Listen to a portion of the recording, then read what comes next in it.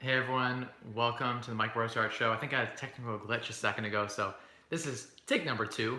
We are now live. Hopefully everyone's getting the notification that it actually is live.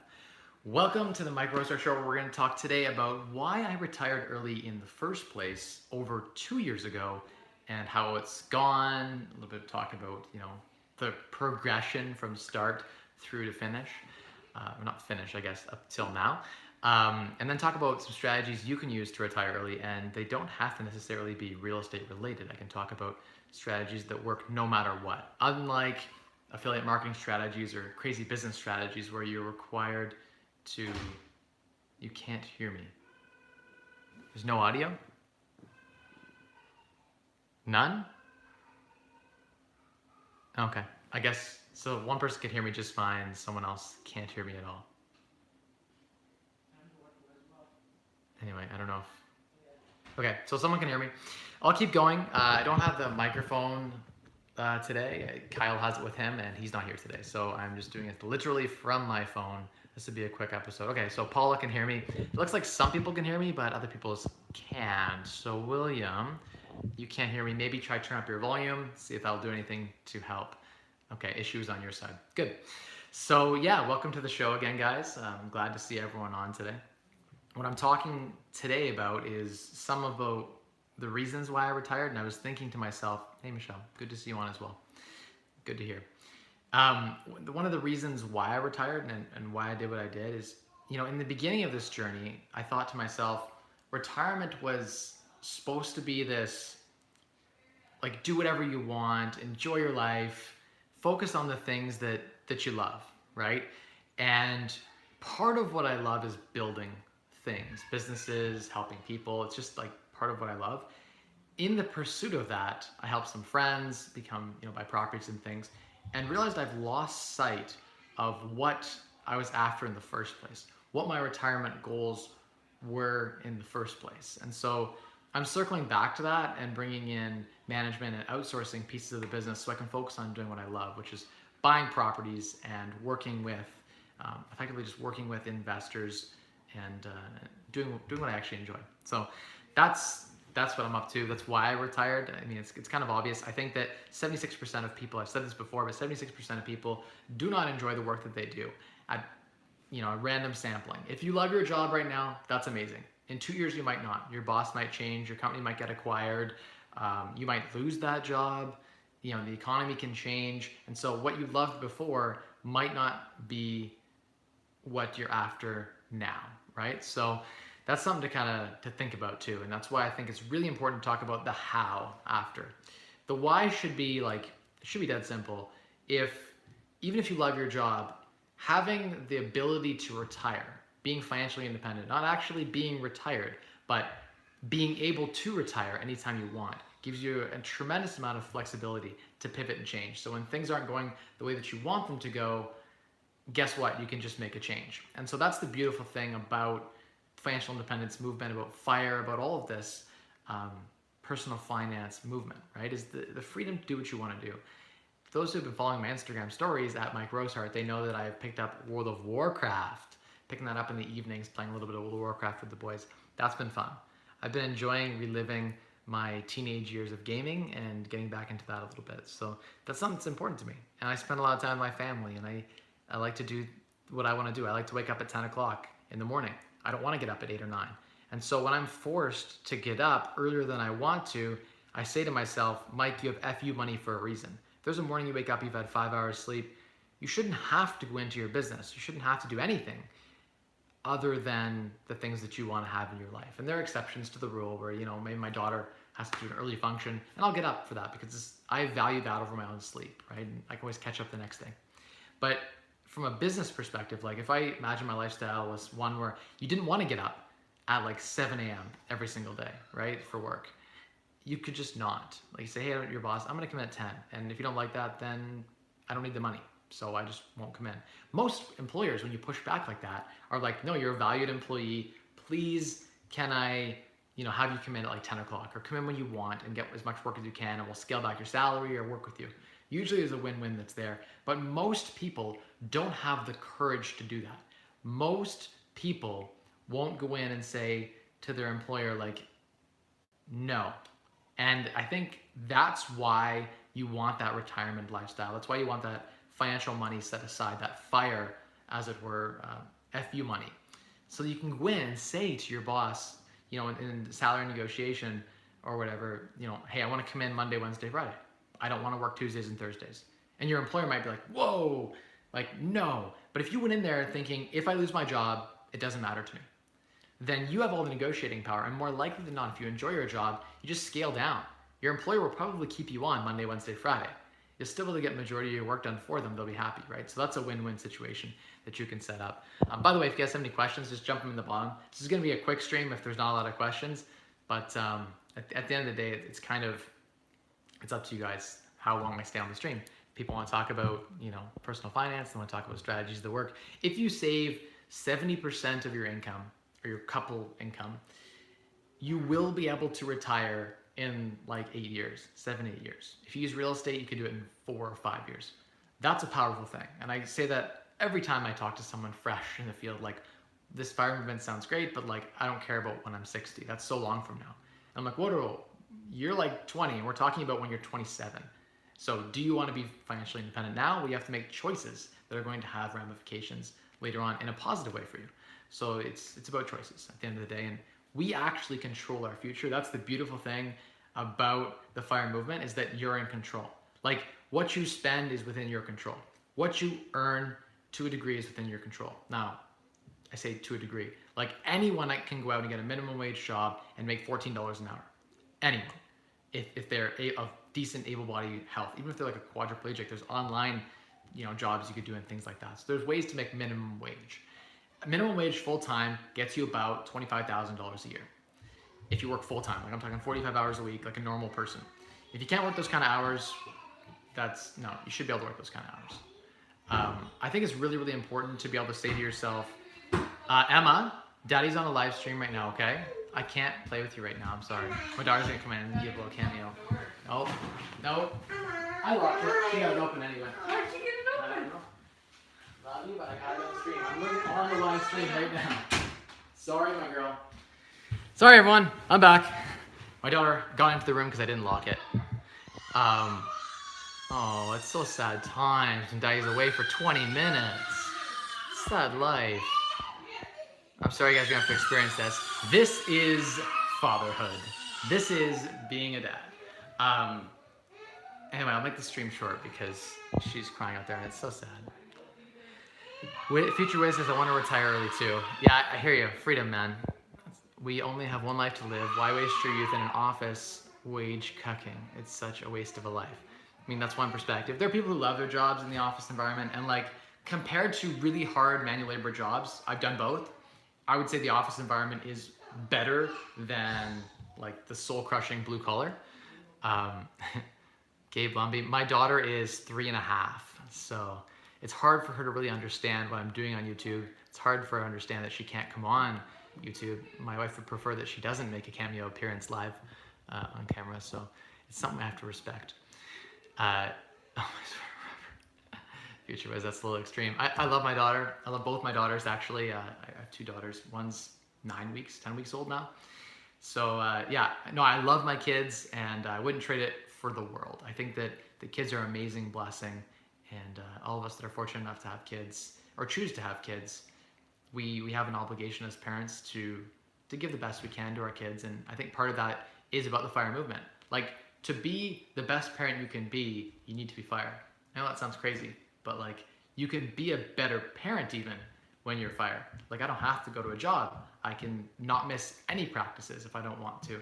I could, be there every day to drop her off at school and pick her up. You know what I mean? Like, people argue me like, oh, I have a family, so I can't fire. It's like, you have a family, so you owe it to your family to be fire.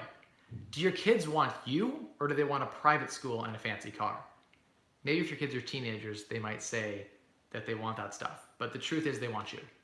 And your kids will be much better off if you give them your time versus giving them stuff.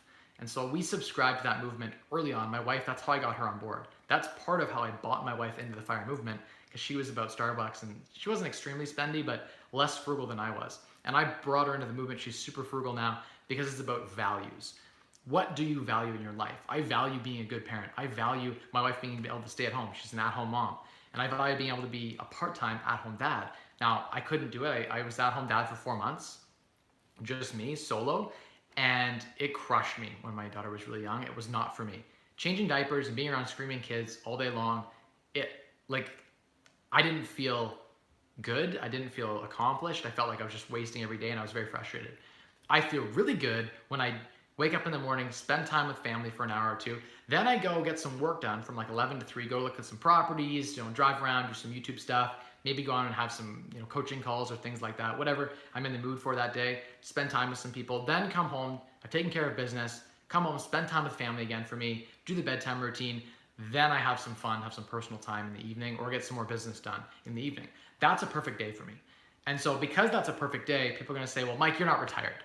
Like, I know you wake up at 10:30, Mike, and I know you go to bed at 2 in the morning, and I know you spend time with your daughter in the morning every day and every evening, and you do whatever you want, but you have these obligations, these, employees or these businesses, and so you're not retired. And it's like, my version of retirement is volunteering my time to build businesses. It just so happens, I don't draw salaries, by the way, from any of my businesses, so I'm not employed. I do have equity in those businesses. So what that means is when I volunteer my time to help people, like my mentees, I get partnership on the properties that they buy, or I volunteer my time to build businesses that I enjoy building. I make money. Now I make big equity plays because that's how you're compensated for volunteering your time in business. But that's me. Like, that's what I enjoy. I probably enjoy that like 35 hours a week. When I get pulled into like 60-hour weeks into my businesses, I don't enjoy that. And I have to scale back and say, which is what's recently happened, right? You guys have seen me on the live streams week after week. There's been days where I was grinding really hard. And I have to step back and say, why am I doing this in the first place? If it's not for the money, then I need to step back and say, it's for the lifestyle. And so for me, that means if the business gets out of control, I need to learn to outsource. I need to learn to say no. Most business owners can't say no. They don't know how to say no to that business. They don't know how to fire their client, how to fire their investor, how to fire all these. You can fire a customer too. You can say no to the business. That's okay. You have a bad client wants you to do a renovation you don't want to do, you just say no. You have a bad investor and the relationship isn't good, guess what? If you're fired, you got to line up other investors, you can fire that investor too. So being in an FU position as an entrepreneur, a firepreneur, is the ultimate. And Matt McKeever and I are coming out with a podcast very soon. Speaking of, I have to text him after this, and we have to shoot some more podcast series. But the Firepreneur podcast, we're going to be talking about, I think that's what we're going to call it, as the Firepreneur podcast, which is being FI basically, and being an entrepreneur, and how beautiful that is, and what that's all about. And I think that's the ultimate. Like, there's no higher goal than that. You can earn as much as you want, but you do not have to rely on that in any way. So you're not saying to yourself, if my business doesn't make any money this month, I need that to live. I need a salary to draw. I don't draw for my businesses at all. Like, I often am feeding money into my businesses. I treat them more as like volunteer self-actualization tools. Like, for me, it's like the real estate business that I have, right? I'm making investors money to help them reach FIRE. That's the why. And it feels good to do that. The minute it doesn't feel good, when their freedom infringes on mine, a little bit of that I can handle that friction. But when it's constant and it's more about the investor than it's about my family and myself, then the business doesn't make sense. You scale it back, you sell it, you pare down, you make a change. But I just so happen like to be in business and generate wealth. Just for me, I just get a kick out of it. Like, when I buy a property tonight, I just bought another property today, and we'll be firming up on it probably today or tomorrow. And right on Oxford, a little fan char rental. Be great on Airbnb. I'm really excited to put it on Airbnb actually. This one would probably do well better on Airbnb than as a student rental. And it's just fun to explore new things. I see my friends on Instagram, and in real life I meet them and they're doing new things with Airbnb. I want to try it too. It's just fun.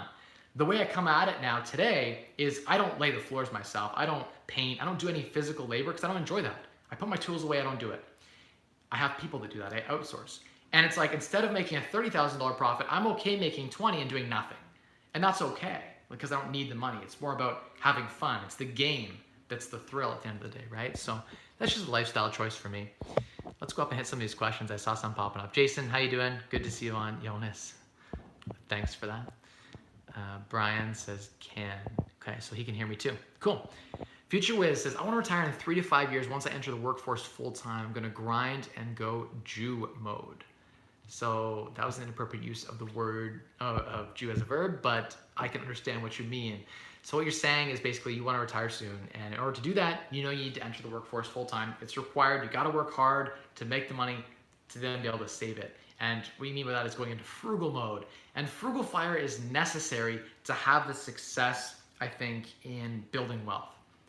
Every single person who has built wealth in the world, they did it by spending a lot less than they're earning, right? So whatever you're earning, doesn't matter what it is. If you're gonna build wealth, you have to spend less than what you earn. That's a concept that half of North Americans can't comprehend. Most people are spending more than they're earning, and they're cracking up debt. You cannot spend more than you earn. In fact, to really become fire, you need to spend a significantly less amount of the money than what you're earning. So I recommend half. Like if you make 40,000 a year, find a way to live on 20. If you make 25, find a way to live on 12. I've done it on like 10. Jacob Lund Fisker from Early Retirement Extreme does it on $7,000 a year in Chicago. So there's no excuse. He lives right in the city. He found an apartment with his girlfriend. I think they were like $700 a month, and they split it, $350 each, inclusive. So you can find deals all the time. Maybe the rent's double that now, and you got to pay $600 each. Boom, there's like your living cost taken and considered for. So it's not that hard to do. If you actually break down the numbers, I've done bazillion videos on it, like how to save money on minimum wage. Go watch that video. I walk through a budget where you can like literally save a ton of money on minimum wage. So if you're making more than minimum wage, which is like more than half the population, then hey, no excuse. People jump on here and they say, oh, but my kids are in like travel hockey and we spend $5,000 a month on hockey. It's like, whoa, pare back and think about what is important.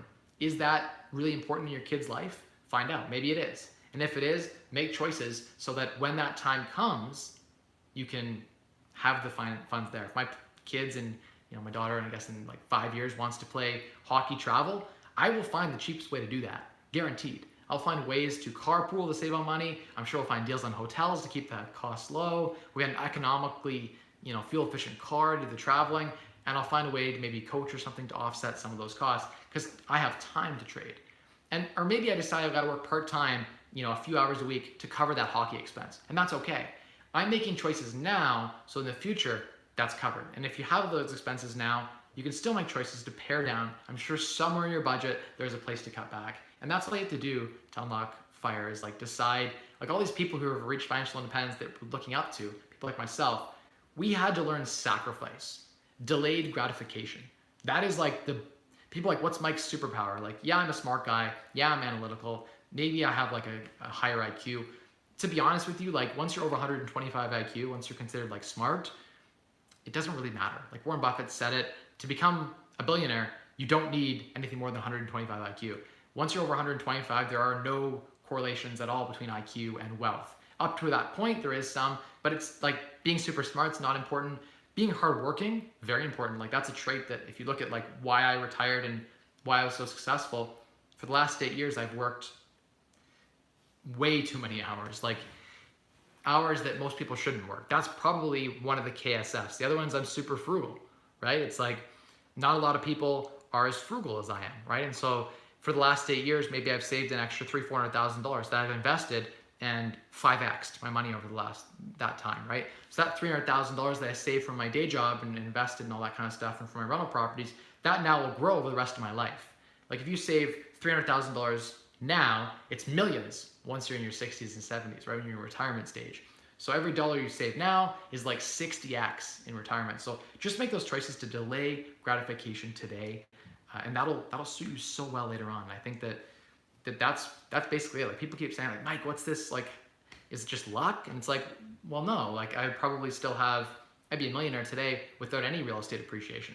That's just from working hard, finding deals under market, and then adding value through renovation, which is basically hard work, and then procuring under market deals, again, hard work, and super frugality, which I would admit is at least sacrifice, if not some amount of hard work. There has to be sacrifice and there has to be hard work. Those two things together. If you know how to sacrifice and delay gratification, sacrifice by definition means giving one thing up to have something else. The idea of sacrifice is you sacrifice one lollipop for 5, right? That is sacrifice, right? If you don't know how to sacrifice, you don't know how to work hard, fire isn't for you. if you can find it in you to work hard and to sacrifice and delay gratification, you can have anything you want in your life. You can't have everything, but you can have anything that you want in your life. Can't have it all, but if you want something, I truly believe that if you go after something, you can have it. Pram just jumped on here and said, wisdom is more important than intelligence. Very true.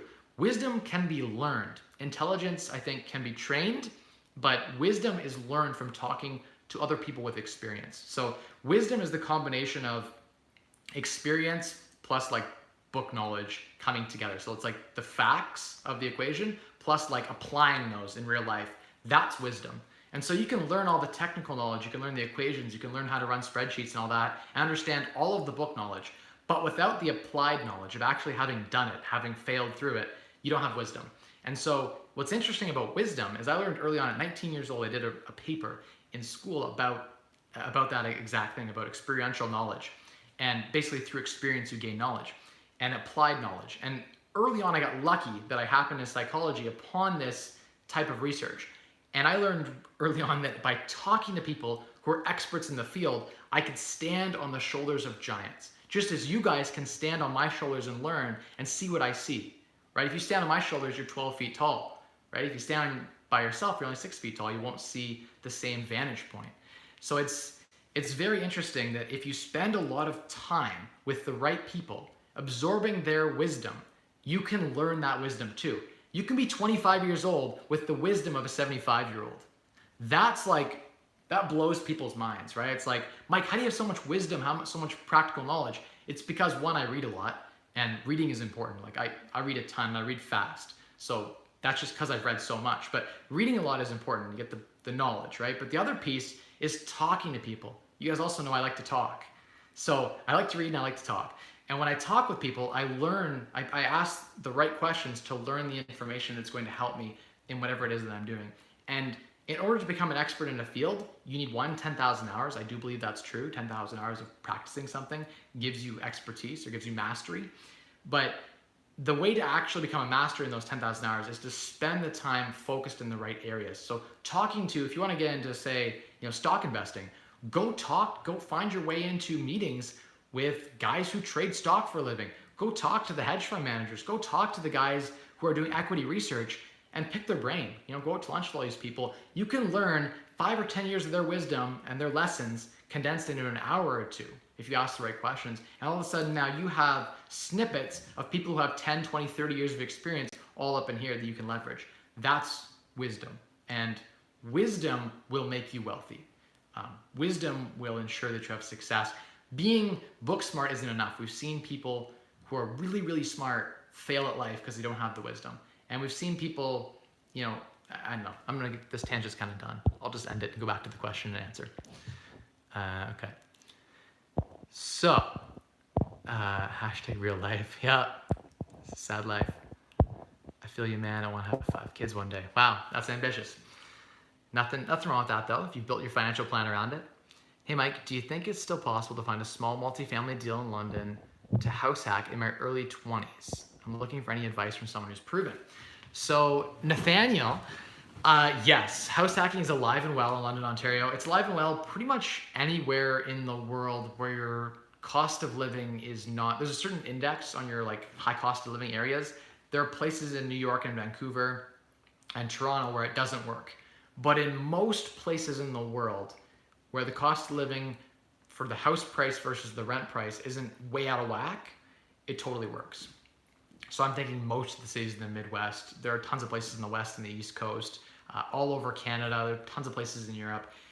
If you can't house hack through home ownership, you can always, in every single city, rent hack. So where it doesn't make sense to house hack, you rent hack. The idea with rent hack is you go rent a property in New York. You can go rent and let's use Toronto or Vancouver because it's a Canadian example. Vancouver has the highest cost of living next to Shanghai, I think in the world. The average house there is a couple $1 million. You'd find a small little crappy house in Vancouver for a couple of $1 million. So in that area, you can rent a mansion, like a $4 or $5 million house, for $3,500 a month. Now that makes no sense because the house is a $4 million house for $3,500 a month in rent.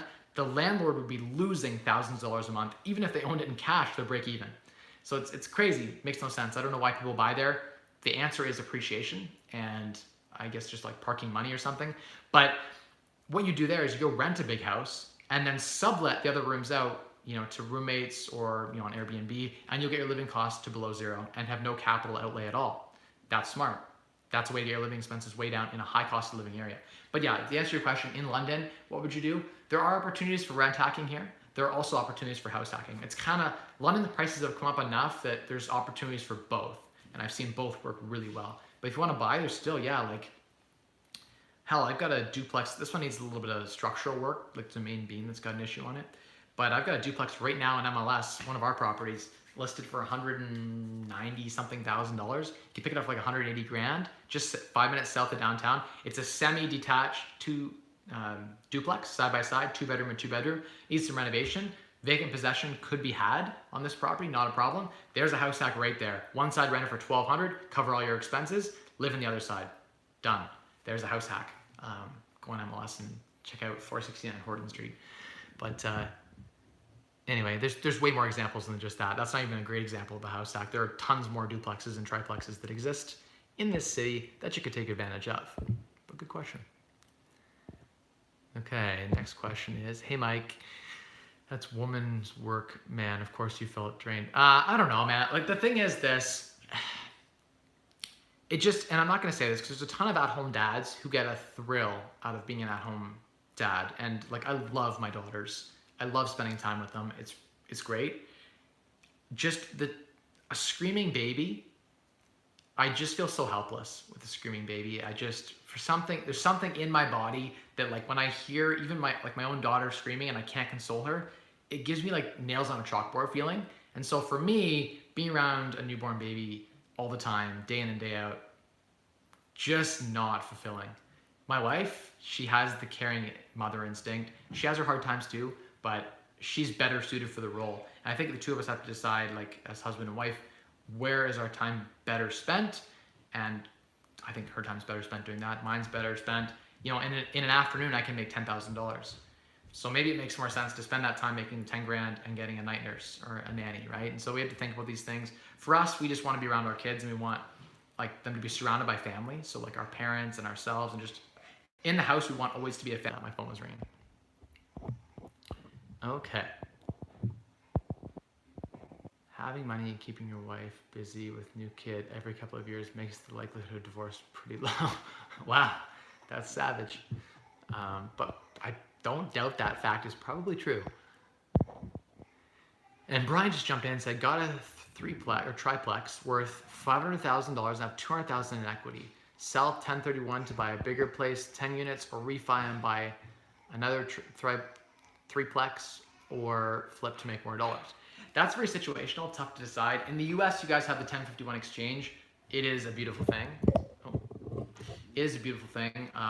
You're very fortunate to have the 1051 exchange. We don't have that in Canada. So when you sell a property here, unfortunately, you have to pay tax on it. So in Canada, there's an incentive to refinance the property and then buy something else, pull the equity out through refinance, and then you pay no tax at all, and you just move the money on to the next project, and it's all tax deductible. There are advantages, I think, to the 1031 exchange upsizing as you go.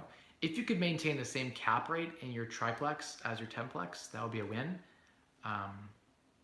Yeah, I think if you've made some gains, might as well, move on and keep the money turning or moving.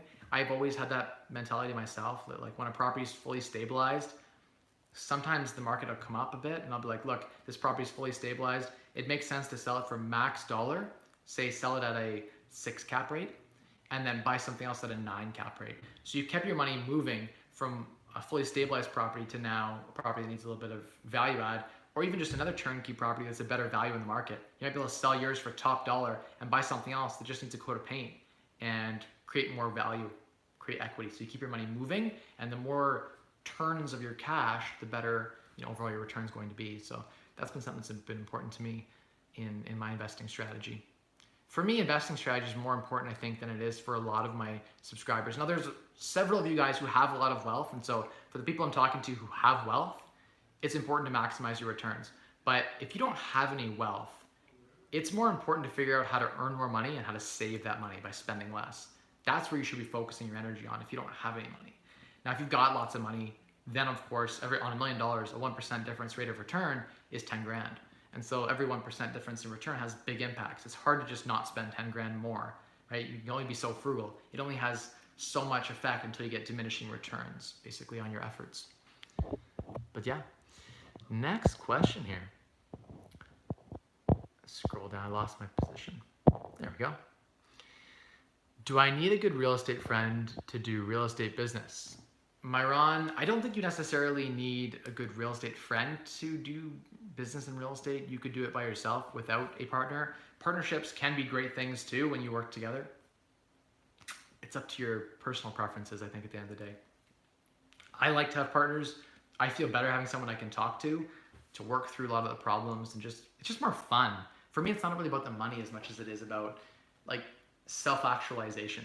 For me, on Maslow's hierarchy of needs, it's like, what makes me feel good at the top of the pyramid? Once all your basic needs are met, your physiological and psychological needs are the last thing, right? And so psychologically, I need to feel growth, and it's more fun to grow with partners usually.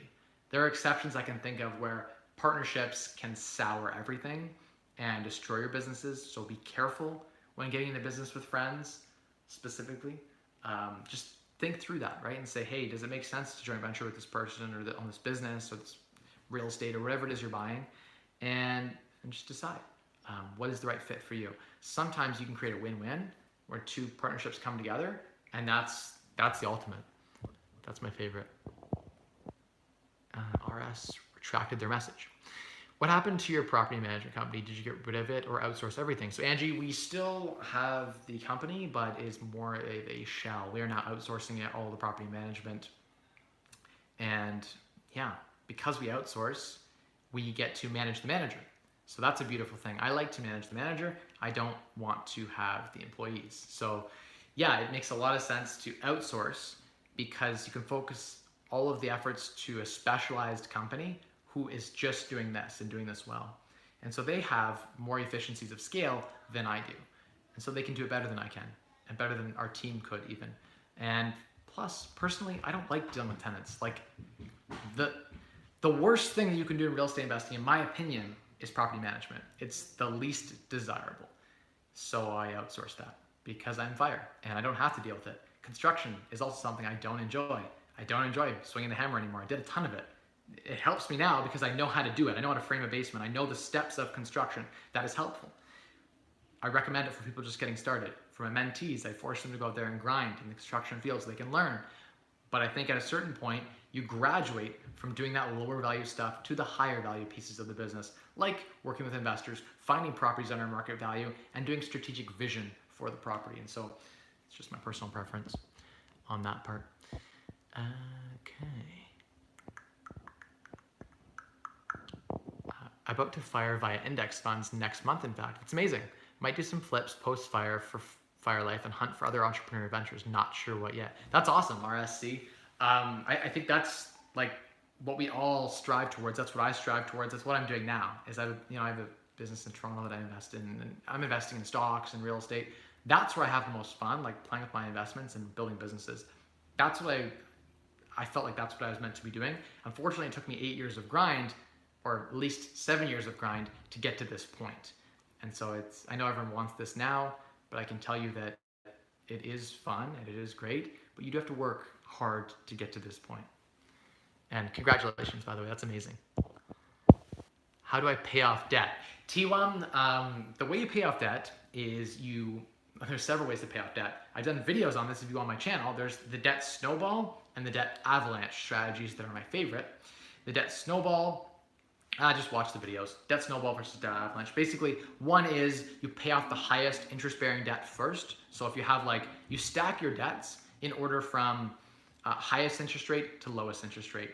So your mortgage is probably your lowest interest rate and your credit card debt's probably at your highest interest rate. You pay off the highest interest rate debt first, and it feels really good. As you make those, say you're making a $1,000 payment on that, or $100 a week payment on that debt, once you pay off the credit card debt, you now have no interest expense related to the credit card, so it goes even faster, paying down the next debt and the next debt on the list. So it snowballs in a great way, and you end up with a situation where you end up debt-free. That's how you pay off debt. You make the commitment to start paying it off today. And if you don't have any money to pay off debt today, you have to work harder. And if you are working hard already and you still don't have money to pay off debt, it's because you have a spending problem. So you got to analyze, make a budget, find out where all your money is going every month, and say, what can I cut? Maybe even just temporarily to pay down this debt. And that's what it is. You got to make a choice between paying it off and not paying it off and enjoying life. I mean, we could all just spend as much as we want. But unfortunately, there are limits. We must limit ourselves. We cannot have everything. We can only have anything that we want, not everything. Frugality isn't even that bad. It's all about finding alternatives and cheap hobbies. That's true. Video games, movies, books, biking, etc. I skipped one intentionally. You can look in the comments for yourself to see what he wrote there. Yeah, true. I also have like very frugal hobbies. I like to go walking. We were hiking in Wobbler Woods near our new house, and I loved it. It was great. And then we'll go look at properties, which again is free. One of my favorite hobbies is free to do.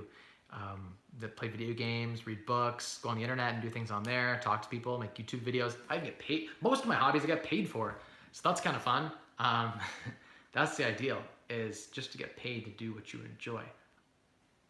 I'm lucky that way, and I hope you guys can find the same thing, is that if you spend time on your hobbies, that you'll build skills with those hobbies that can make you money. Sometimes monetizing a hobby makes it not fun. Like, I was thinking about when I was gaming the other night, I thought about bringing out my YouTube channel, and like while I was doing Meet Kevin did his World of Warcraft when he was playing, he was answering questions. I thought about doing the same thing, and I was playing World of Warcraft, and I'm like, you know what? I don't think I would enjoy doing an 8-hour live stream answering your real estate related questions while I'm gaming. It takes away from the fun of the game to have to make work part of the game. So sometimes mixing the hobby and trying to monetize the hobby takes the fun out of the hobby.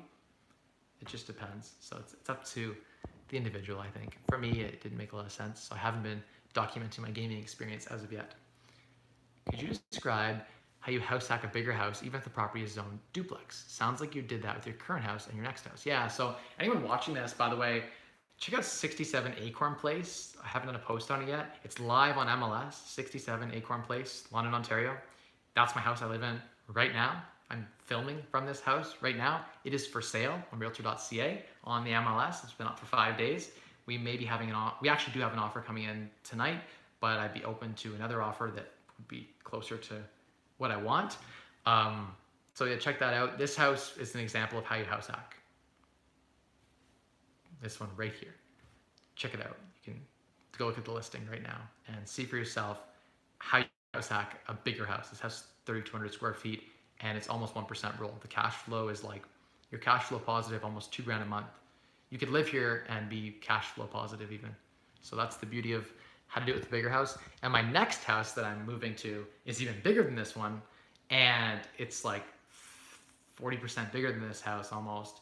And it's going to be in the same way cash flow house hack. So potentially cash flow positive. So that's interesting to think about, is how do you find a situation where you can live for free? Even in like, you guys have seen I did a video a long time ago on Facebook, or I think it was on Instagram and Facebook, about, this might have been a couple of years ago, but about how you could take a castle and live in it cash flow positive, or a mansion and live in it cash flow positive. I think if I bought a mansion though, I'd probably just rent it, because the numbers on owning don't make a lot of sense. It's a lot of capital to tie up with not a great return. So if you could factor in opportunity cost to your money, it isn't as good. And Future Wiz says, frugality isn't even that bad. It's all about finding alternatives. We answered that question. Don't listen to negative people, Andrew says. Can you talk about using home equity if you don't have the 20% down payment saved up? Traditionally, you guys know that less than 20% down, I recommended going and borrowing the money from someone privately to buy it 20% down, because Canadian Mortgage Housing Corporation was too expensive in Canada for private mortgage insurance. In the United States, private mortgage insurance is much more affordable. As soon as you get to 20% equity, it's gone. It's like a temporary thing that you buy. Here in Canada, when you get by 5% down, or first time home buyer stuff, the government charges you a huge fee. And so it ends up killing most of your 5% down payment in fees, which is kind of gross. The ROI is not good. But they have a new program out, Canadian Mortgage Housing Corporation here in Canada, 5% down, no fees, but they take an equity play, I think it's for 5% in your property. And I have to fact check that, but they take an equity play in your property. Where that would make sense is buying 5% down in a really strong cash flowing property and then buying that property for the max dollar, right? You're thinking where I'm thinking. A property that doesn't appreciate, then their fee would be zero. Because if the property in 3 years from now you sell it for exactly what you bought it for, they get no fee. So the 5% down is extremely attractive now because of that. CMHC could get no fee. You buy a property that doesn't appreciate. You buy a cash flow property, something maybe run down, or like a boarding house that's like loaded full of bedrooms that isn't going to appreciate but generates a ton of cash flow. Now you can get into it 5% down here in Canada at no fees. So that's super attractive in my opinion. Okay, so let's go lightning round and see if I can catch up. I'm way behind on these questions here. I try to answer every question that I can, but it's tough. How many granny suites can you have in a single property before you have to register as a triplex or multifamily property? I don't know. It depends. TSC, you could have like 2 kitchens. I've seen 2 kitchens. I've seen mansions, single family houses that are really big with 2 kitchens and a butler's kitchen. So I guess it's like 2.5 kitchens. My house has 2 kitchens in it, and it's just like a single family house. I have it set up that way for tax purposes because I didn't want it to be a duplex. I didn't want it to be secondary dwelling. I wanted it to be one whole house. I didn't want it to be 2 separate units, though I have fire separation, smoke detectors, interconnected smoke alarms, soundproofing, egress windows, all of that stuff, so that it could be down the road if they wanted it to be. But the disadvantage is you get 100% capital gains in your primary residence. If you buy a duplex, only half of the house when you sell it is capital gains tax free if you only occupy half the house. So living in a triplex or a fourplex can be disadvantaged from the capital gains perspective when you go to sell it. So there are advantages to having just a big single family house from a tax perspective if you're living in it and house hacking it. There's advantages. That said, is there a limit? The city would say if you're renting it as 2 separate units, like you have 2 leases on the property, if you sign 1 lease on the property and they live how they want, 2 separate families on 1 lease, that's fine. But where you have separate leases, that's when the city is like, okay, now it's time to get secondary dwelling unit blessing or a duplex or a triplex. That's when it starts to get like that. So it depends how you're using the property is the, I guess, simple answer. Next question. Hey, Mike, if I booked a coaching call, would you be able to help with my fire plan? Sean, yes. I love doing calls on fire plans. So Sean, yeah, if you want to book a coaching call, send me a message. I'm doing them for I do very few coaching calls, but I will take on the occasional coaching call now. I try to do one or two a week, mixing it into my busy schedule. So yeah, reach out, and I'm booking into October at this point, but reach out. You know what? I usually do them for $149 for the coaching call, but I would do it for $125 for anyone who messages tonight. I can't promise I'll book you all in October because if a lot of people message me or rewatch this playback and send me a message to do a coaching call, then I don't know if I can honor that, but I will honor $125 and I will do my best in the next 4 weeks to do the coaching call. Send me an email or reach out to me on Instagram or Facebook. I had a quadplex in Goldsboro, NC, USA under contract for $80,000. Holy crap, $20,000 a unit is cheap. It was cash flowing $1,700 a month, but I couldn't get any buyers for it. SMH, I'm new to this. How do you recover from deals that fall out? So, Anthony, that's a good one. That sounds like a great deal, but it's all relative, I suppose, to the area. So what is most important, Anthony, is comparables. If all the fourplexes in that area are selling for 80 grand or 100 grand, or this property for 80 grand needs 50,000 in work, and all the fourplexes are comping at 130, 140, then there's no value upside. A fourplex in my area for $80,000 is probably worth 400. So there's a huge upside at $80,000 for a fourplex, unless it's even the land is worth more than $80,000 here in London. But yeah, that seems like a great deal, but it's all relative to the area. So if it was a screaming deal, let's just say that fourplexes all sold for $350,000 in your area, and you got one for 80. That's a huge value add. One, just go borrow the money privately and close on it yourself. Just forget wholesaling it. Literally just close on it yourself if there's enough upside. If there isn't enough upside, maybe you need to find a partner who's looking for a small amount of equity upside, or maybe it wasn't a good enough deal. I don't know. I don't have the data. I can't say. Typically, good deals marketed well to the right people or shown to the right eyeballs, which is what marketing is, showing things to the right eyeballs, will find a buyer. So either the deal wasn't good or you weren't advertising it to the right people. Go to local real estate meetup groups in your area where you're trying to wholesale, and I guarantee you if you brought that deal and showed it to like 30 astute real estate investors, one of them would take it. That's what you need to do to sell a deal. Print it off, bring like a little 2-pager on it, have it ready in the email, and go talk to people.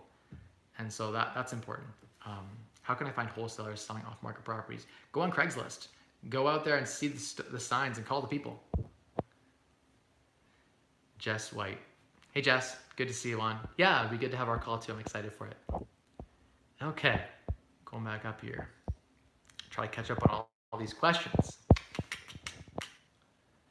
I have a big amount of cash right now waiting to buy a property in the next few years. I want to invest in equities since they're an all-time high. You want to invest in equities since they're an all-time high? I feel like if equities are at an all-time high, you don't want to invest in equities. Anyway, inverted yield curve, do you recommend an ETF like VT? So inverted yield curve, it also does play in. I think that it's a good time to borrow money to buy real estate. We are at all-time lows on the spreads for interest rates. So it's a good time to lever up and borrow money and buy real estate. Probably a better time now to buy real estate than to buy equities. VT, I'd have to double check. My video, I think the 8% rule video I did 2 weeks ago, I recommended some ETFs in that video that I liked. So that was one that for me was definitely good. Okay. Yeah, I like the all-in-ones, like the robo-advisors.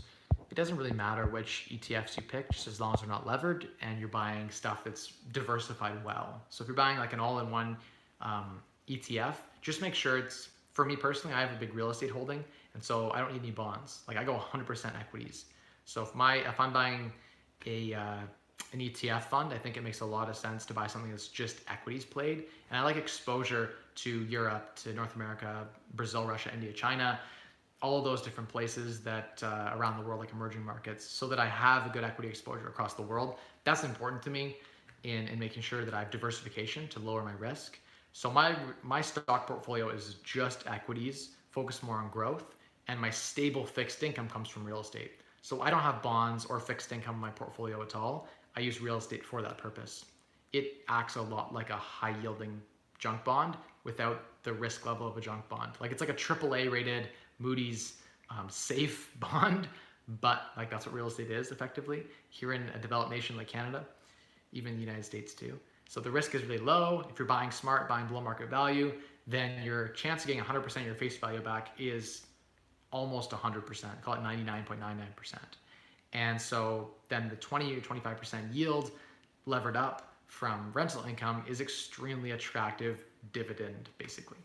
So I like real estate in the mix. And you can watch that video on the 8% rule and how I believe that any portfolio with real estate, rental properties in it, and some leverage could generate you could withdraw 8% from it for infinity. So if you had $3 million, you could withdraw $240,000 a year and never deplete the principal. I believe that's possible. The data tends to suggest that is possible if you're willing to have the risk tolerance of buying real estate, which in my opinion is like super low risk. Most people who buy real estate tend to have very low risk profiles. What is the best real estate niche when you have $300,000 in stocks, which can be converted in real estate? No job anymore by choice and like to travel and backpack abroad most of the time. RE as in retire early niche or like real estate? I think you mean real estate. I'm just going to assume you mean real estate. In my opinion, find a good partner who can manage the things while you're traveling. So you don't want to be buying properties by yourself unless you have really good property management, because you might not be accessible if you're backpacking around the world. And real estate does require physical presence. Like someone has to physically be there to make sure things are running smoothly. So have a good partner on the ground or a good property management company on the ground with a backup, just in case they suck and you have to fire them. Yeah. Mike, what do you think about Trudeau? What if Trump had done that? What if Trump had done that? I don't know what that is that you're referring to. I think that, I don't want to get political on this, but you know what? The best things to talk about in every single party, wherever I go, not even just at parties, sex, religion, politics, money. I was never allowed to talk about money at work. People hated it when I talked about personal finance. They actually called me into HR and said, Mike, this FIRE movement you're talking about, can you not talk about it on LinkedIn or your social media at all? We're worried that clients are going to see your LinkedIn and think that you're concerned about personal finance, which is my passion, my hobby. And back when I was in consulting, they didn't like that. They said clients, there's people making 150 grand a year who are like paycheck to paycheck, which to me is like, how do you make 150 grand a year and have no money? Like, what is wrong with you? Anyway, if you're watching this and you make 150 grand a year and you have no money, you have a spending problem. So anyway, the point is money, sex and politics, religion, all the things that I love, philosophy, all the things I love, talk about and make the best conversations. Trudeau, I'm going to get into it because why not? I originally thought Trudeau was unqualified to run. I like what the Liberals stand for as a party. My heart, it leans left. My fiscal brain, it leans hard conservative, Republican right. And so it's kind of like a dichotomy for me because on one hand, like I'm all for I don't mind gay rights, all that kind of stuff, like the hippie movement, the free love, people like smoking weed legally in Canada. I'm cool with all that. That doesn't bother me at all. You do you. I believe in like a lot of the equality stuff, right? That the conservatives don't. But fiscally speaking, at my core, I know that the left-wing political parties, they don't know how to run an economy. And they run it into the ground because it's like free money for everyone, and that just doesn't work. People have to work for what they have. And so, yeah. Do I like Trudeau? No. I think we know he's already been charged. Like, he's already being charged with some the stuff with S&C Lavalin. So I don't know if he can even has a chance to win after we know that he's a criminal. He's also a drama teacher. Our prime minister's qualifications are he was a drama teacher, a bad drama teacher who did poorly in school and was a trust fund baby because his dad was prime minister in the 80s. Like, our prime minister literally is unqualified. He doesn't understand.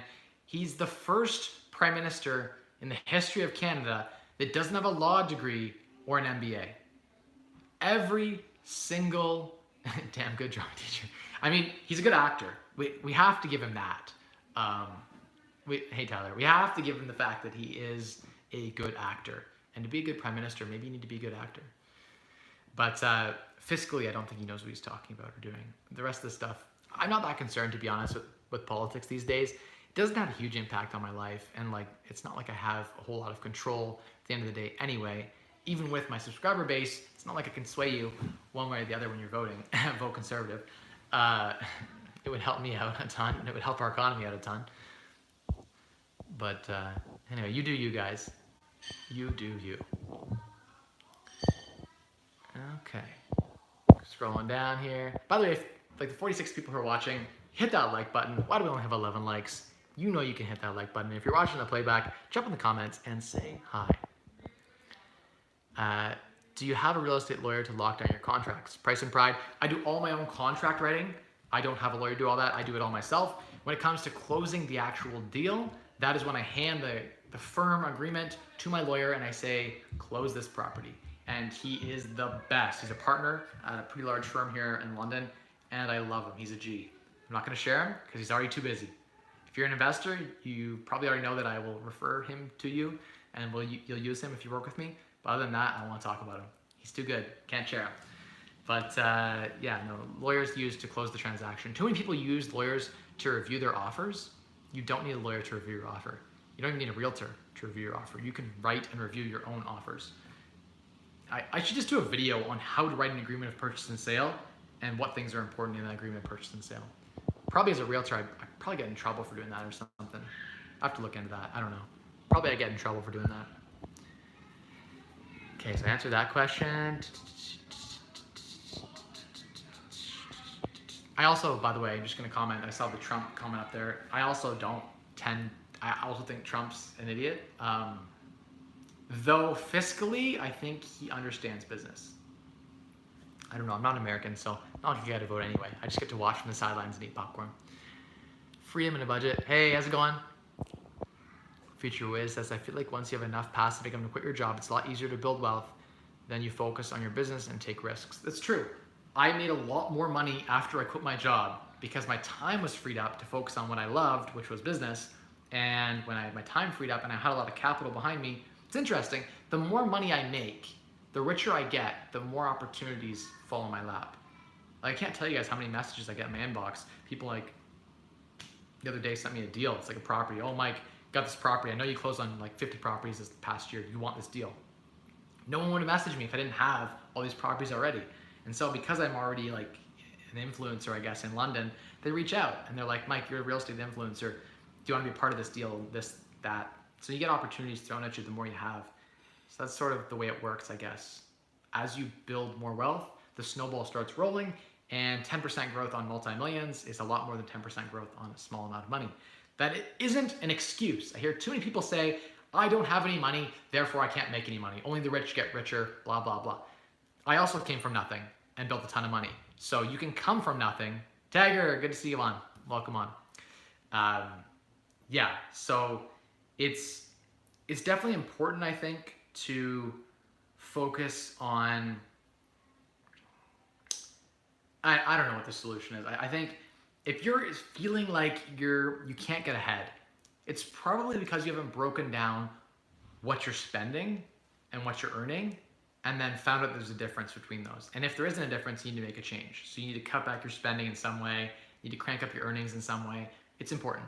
You've got to find a way to save money. If you aren't saving money, you won't build wealth. If you don't build wealth, then you'll never have wealth. Danilo, I mean, theoretically, I can just retire right now. Yeah, there you go. So just retire right now. Do it. You won't regret it. Go down to part-time. Start to explore those options. It's one of the best things you could ever do. I have no regrets. Okay, I'm gonna try to scroll up and catch up where I was in the questions. I lost my spot now. Scrolling. Coming. I gotta do my daughter's bath time in like 4 minutes at the hour mark. Is it a 1-bed, 1-bath more valuable than a 2-bed, 1-bath? No. Pretty much always a 2-bed, 1-bath is worth more than a 1-bed, 1-bath. The more bedrooms, the better. Welfare office. The welfare office helped you retire. The welfare office. That's, you know what? Honestly, I might get a comment on that. The welfare office. I mean, my mom was on welfare for a little bit when we were growing up. So I guess in some ways I wouldn't be where I was today without the food bank and welfare. They helped my mom get by. So in some ways, yeah. I mean, I wouldn't be where I was today without those social programs that exist. I think they're necessary. There should be requirements like having to work 20 hours a week or something, or volunteer, 20 or 30 hours a week to make up for the money, so that the person's contributing net positive to society. Too many of these people are on substance abuse and drugs and things like that. So those are my personal opinions, though. How do you decide to pay off home equity lines of credits or investing into RSP? Cannot touch until 65. Not true. The RSP can be touched anytime you want. Next year, I could cash out my entire RSP and pay the tax on it as if it's regular business or regular employment income. So people think you can't touch your RSP. You can. I could go take $10,000 out of my RSP right now and pay the marginal tax bracket on it, have the money. So RRSPs, retirement registered savings accounts, are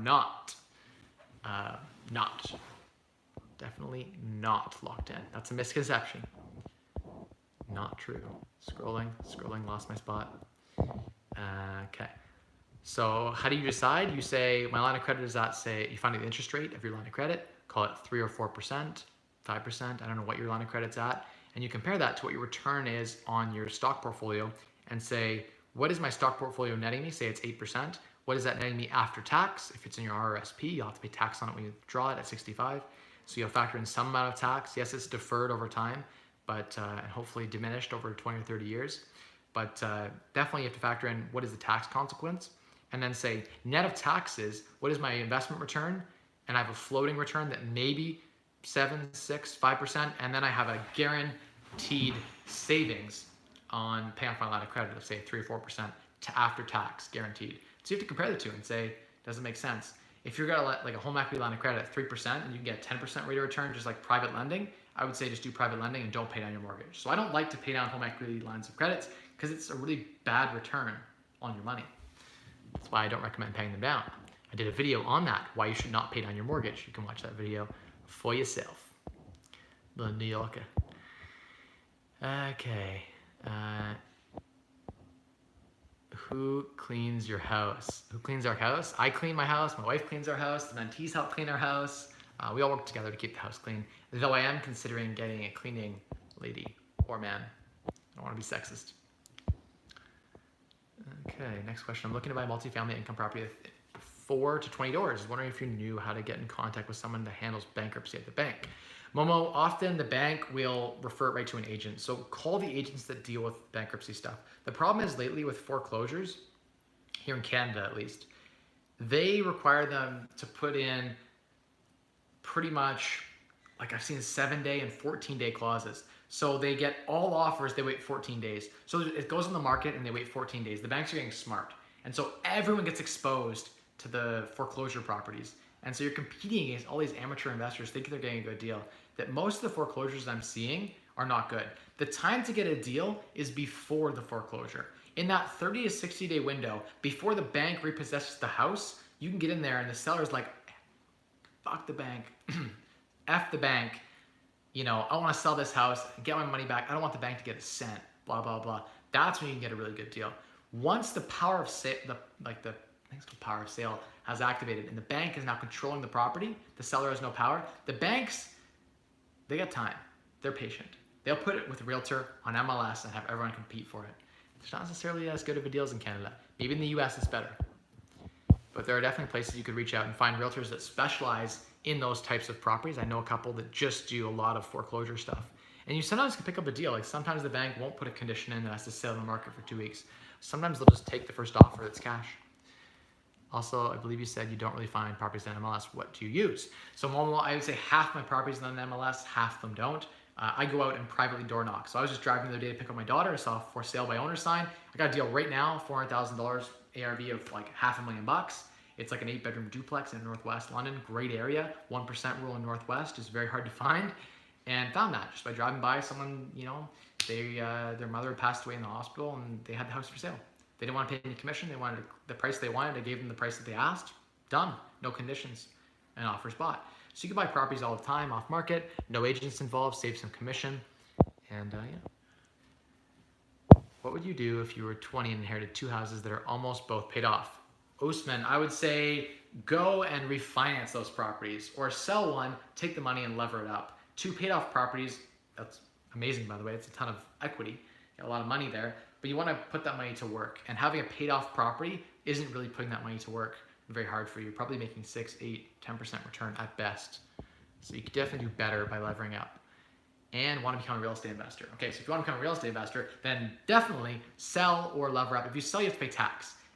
Unless they were just, when they're transferred to you, there's probably already tax paid on the transfer to you. So they already paid the tax probated when they gave them to you. So likely, they're already paid for, and so if you sell them, you get that money tax-free.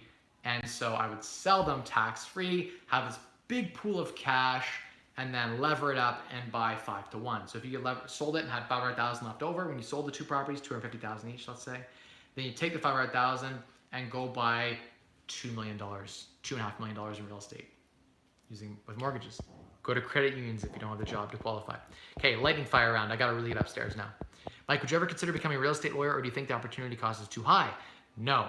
I took my LSAT, was going to do a dual degree between Ivy and law, decided against it because it's like an extra 2.5 years. I honestly think 2 years in law school, and it was for the dual degree, it was like 2 years in law school extra for me. And definitely think that it wouldn't have been worth my time. 2 years of my time, full time, is worth $250,000 minimum. So the opportunity cost $250,000 times, 10 is, over your lifetime is like $2.5 million. Plus, being a real estate lawyer isn't that great. From what I've seen, the people I know who are real estate lawyers, it's not the best job. Trust on that. You're better off being an agent than a real estate lawyer, in my opinion, or being a real estate consultant. Do you think the opportunity cost is too high? Yes, I do think it's too high. I keep considering as I'm close to fire, but maybe retirement is better. William, I think probably it's not. I mean, it probably won't be the right fit for you. Do you want a soul crushing office job? If that's what you want, then do that. I would say you're better off becoming a real estate agent or just being like a mortgage broker or a consultant. Be involved in the real estate transaction in some way, but literally closing the transaction, probably not the funnest. Like all you do is litigate. So you're fighting about like, vacant possession or fighting about like some defect on the property. I don't think fighting is fun, or administrative paperwork of closing properties. Sounds like a fun retirement to me, but hey, to each your own. Again, if you want to be a real estate lawyer in your retirement, you do you. There's nothing wrong with that. How can I find wholesaling properties? Off market, I talked about that. You're welcome. Interest rates gonna go down. Very likely, very likely. Yeah, you're right, that makes sense. I don't want it for myself personally because the city isn't that great, no appreciation. It's okay if there's no appreciation. You can find tons of cash flow. And so who cares about appreciation if you're getting a ton of cash flow? $80,000, 20% down is like 20 grand. 20 grand for $1,700 a month in cash flow is a great return. Soul crushing office job is what you want. Yeah, Chung, is that what you want? I'm gonna get you a soul crushing office job then, dude. I'll hook you up. Chung's a mentee in the basement, so I'll hook him up right now with a soul crushing office job. No problem. Okay, scrolling down here. Do you recommend 5-year fixed versus variable? Right now, Andrew, 5-year fixed, 100%. I'm not gonna get into why. 8 Queen 13, rather than a percentage of income, I'm wondering how much extra I need, how much to save. Also considering taxes if you want to retire in 10 years on $50,000 a year. So if you want to retire on $50,000 a year, then you would need, drum roll, depends if you use 4% or 8% safe withdrawal rate. Let's say you used a 6% withdrawal rate because you factor in a little bit of real estate. Then $1 million would get you $60,000 a year in passive income. So you need less than $1 million to retire. How long will that take you to save that? Depends on how much you currently have, how aggressive you want to be saving, what you're investing in. It's a whole coaching call, to be honest, or like we have a whole video just on that. Okay, I gotta really catch these questions. I'm so far behind. I know a programmer who makes good money, but he is broke because he blows his money at the bar and alcoholism. Nice. Drama teacher, this is why women shouldn't. Oh wow. I'm not gonna say that. PPC all the way. Too bad he won't win though. TC it is. Says Tyler. Jordan says, what's going on with the medical company? Any plans for expanding into business to consumer? I noticed you guys only selling Amazon. I'm wondering if I can provide value with my e-commerce experience. Jordan, reach out. There's an opportunity for us to work together on that. I'd be happy to explore it.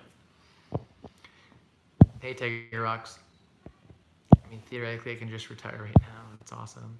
Jonas, how are you? Great. You guys have a conversation. Social programs are good for people with plans to actually move forward. That is very important. The people who are just abusing the system, it's not great. The people who want to move up and move on, those programs can be great to become uplifting, right? They can help you get into post-secondary and whatnot. Trump, people are going on about Trump. Keep America. Okay. Where can I buy an Ivy diploma? It's like, I guess the whole 4 years for an Ivy diploma would be around $80,000, I guess.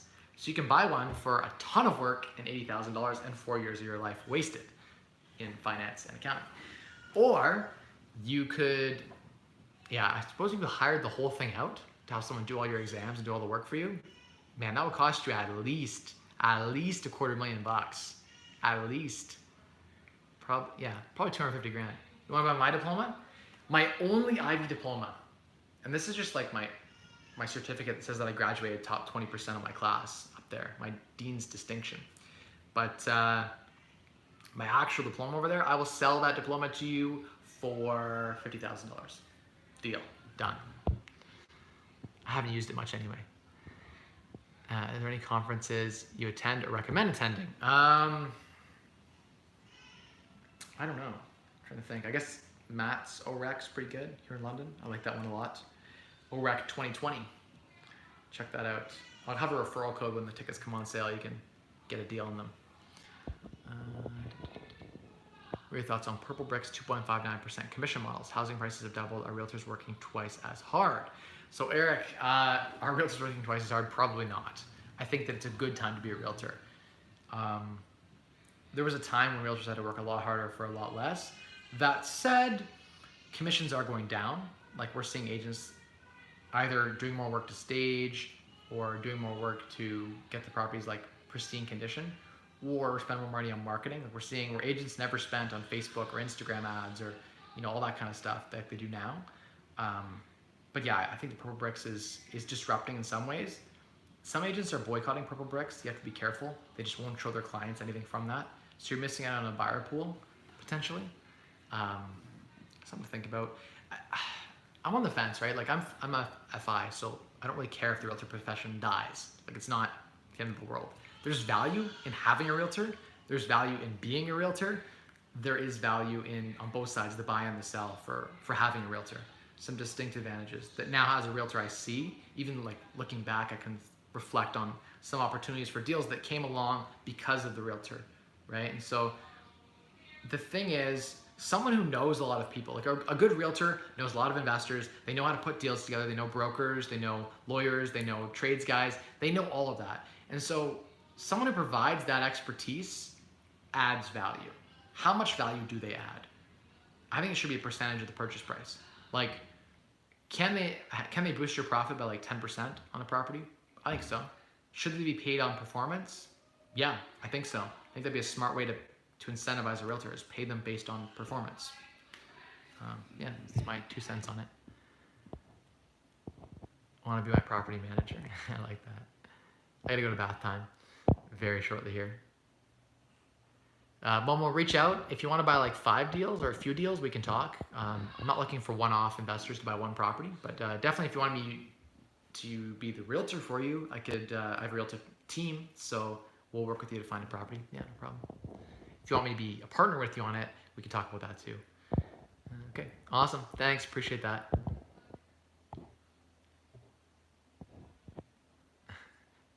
Bryson. Trump was the first president to enter office being pro-gay marriage. Is that true? I didn't even know. Stay away from politics, but conservatives aren't against the gays. Look at the Rainbow Road.